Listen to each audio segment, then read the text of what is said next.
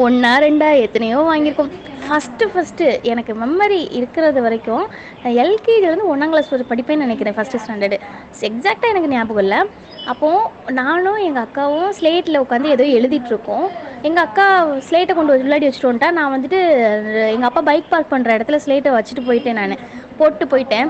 எங்கள் அப்பா வருது, பைக் பார்க் பண்ணுற இடத்துல ஸ்லேட் இருந்தோன்னே யாருக்கு ஸ்லேட்டுன்னு கேட்கு. நான் உண்மையை ஒத்துக்கலை, அது எங்கள் அக்காவுக்கு ஸ்லேட்டுன்னு. அவள் சொன்னால் அப்பா ஏன் ஸ்லேட்டு என்ன இருக்குது, இது அவளுக்கு மாறி மாறி நான் பொய் சொல்லிட்டு இருந்தேன். ஸோ உடனே எங்கள் அப்பா என்ன பிடிச்சி ஒரு பாஞ்சி கொப்பா இல்லை வந்துட்டு புளியங்கொப்பான்னு தெரில எடுத்து ஃபஸ்ட்டு எங்கள் அக்காவுக்கு ஒரு ரவுண்டு முடிச்சுட்டு அடுத்து எனக்கு அடியை தர்றதுக்கு வரக்கூடிய இடத்துல நான் குடுக்குடுன்னு ஓடி போய் பாட்டி பின்னாடி ஒளிஞ்சிக்கிட்டேன். அன்னைக்கு அடியிலேருந்து தப்பிச்சுக்கிட்டேன். ஆனால் நான் மாட்டி விட்டு எங்கள் அக்கா அடி வாங்கினது இன்றைக்கி அவளுக்கு ஞாபகம் இல்லை. கொஞ்சம் வளர்ந்த பிறகு நான் வீட்டை சுற்றி ஓட, எங்கள் அம்மா என்னை துரத்தி வர கொஞ்சம் கொஞ்சமாக நடந்திருக்கு. எக்கச்சக்கமாக சம்பவங்கள் நடந்திருக்கு. ஆனால் நாங்கள் கற்றுக்கிட்ட ஒரு விஷயம் என்னென்னா, அம்மா அடிச்சிச்சின்னு சொல்லியாச்சுன்னா டக்குன்னு அழுதுறணும். அழுதுட்டோன்னு வச்சுக்கோங்களேன், இதுக்கு மேலே இது பாடி தாங்காதுன்னு சொல்லிட்டு அவங்களே கிளம்பி போயிடுவாங்க. இதுவே அப்பா அடிக்க வந்துச்சுன்னு வச்சுக்கோங்களேன், ஒரு சொட்டு முடிஞ்சளவு அழுகி கண்ட்ரோல் பண்ணிட்டுருக்கணும். ஏன்னா எங்கள் அப்பாவோடைய கேரக்டரை பொறுத்த வரைக்கும் கண்ணிலேருந்து கண்ணீர் வந்துடுச்சுன்னு வச்சுக்கோங்களேன், கூட கொஞ்சம் 2-3 தடவை அடிக்கும். அடித்து ஒரு 10 நிமிஷம் கழித்து கூப்பிடும், வா மக்களே அப்படின்னு கூப்பிடும்.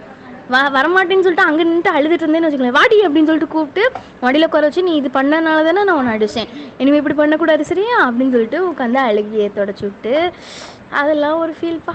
ஒரு புக்கு ஒன்று படித்தேங்க. அந்த புக்கில் வந்துட்டு பிள்ளைங்க பேரண்ட்ஸ்க்கு எப்படி கீழ்ப்படியணுங்கிறதையும், அடுத்து ஒரு சாப்டர் ஃபுல்லாகவுமே வந்துட்டு பேரண்ட்ஸ் ஒரு குழந்தைய வந்துட்டு எப்படி வளர்க்கணும், சின்ன வயசுலேருந்தே எப்படி வளர்க்கணுங்கிறது ஸ்டெப் பை ஸ்டெப்பாகவும், அதே மாதிரி இன்னொரு இடத்துல வந்துட்டு பிள்ளைங்க பேரண்ட்ஸ்க்கு கீழ்ப்படுகிறாங்க, ஓகே, அது நல்லதாக கெட்டதான் ரெண்டுவே இருக்குது. ஒருவேளை கெட்ட வழியில் போனாங்கன்னா கீழ்ப்படியணுமா வேணாமா, ஒருவேளை பேரண்ட்ஸே கெட்ட வழியில் போனாலுமே அவங்களை எப்படி திரும்ப நல்ல வழிக்கு கொண்டுட்டு வரணும், இந்த மாதிரி நிறைய விஷயங்கள் சொல்லி கொடுத்துருக்காங்க.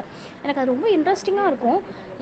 மீன்ஸ் அது ஒன்றுமே இல்லைங்க, பைபிள் தாங்க. சில பேர் யோசிப்பாங்க, நான் வந்துட்டு ஹிந்து ஆச்சே, நான் வந்துட்டு முஸ்லீம் ஆச்சே, நான் எப்படி பைபிளை படிப்பேன், நீங்களாம் ரொம்ப ஓவராக பேசுகிறோம் அப்படிங்கிற மாதிரி யோசிப்பாங்க. எதுவுமே யோசிக்காங்க. ஒரே ஒரு விஷயந்தான், நல்லது எங்கே சொன்னாலும் எடுத்துக்கோங்க. மீன்ஸ் எனக்கெல்லாம் வெக்கமான சுடுன்னு எதுவுமே கிடையாது. 2 விஷயத்தில், ஒன்று சாப்பாடு, இன்னொன்று வந்துட்டு கற்றுக்கிறது.